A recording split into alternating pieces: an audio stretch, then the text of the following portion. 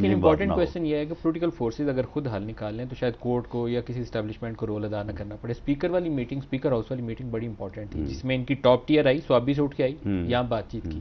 لیکن ان کی اوقات کوئی نہیں ہے، ان کی اوقات نہیں. شاہ محمود نہ ان کی کوئی اوقات نہیں. یعنی یہ عمران خان صاحب کے سامنے یہ تو دم نہیں مار سکتے. یعنی ان کی اتنی اوقات نہیں ہے کہ یہ اس کو مشورہ دے سکیں کہ جی ایسے کر لیں یا ایسے کر لیں. وہ آپ نے دیکھا نہیں ہے کہ انہوں نے اس کو اپنا ٹیلی فون کا نمبر دکھایا، ان کا بند کرو بند کرو. یہ تو ان کی اوقات.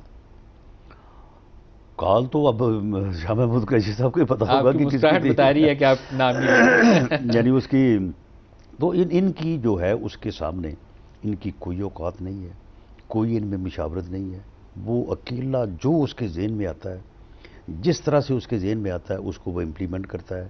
ان کو جو ہے وہ فالو کرنا پڑتا ہے.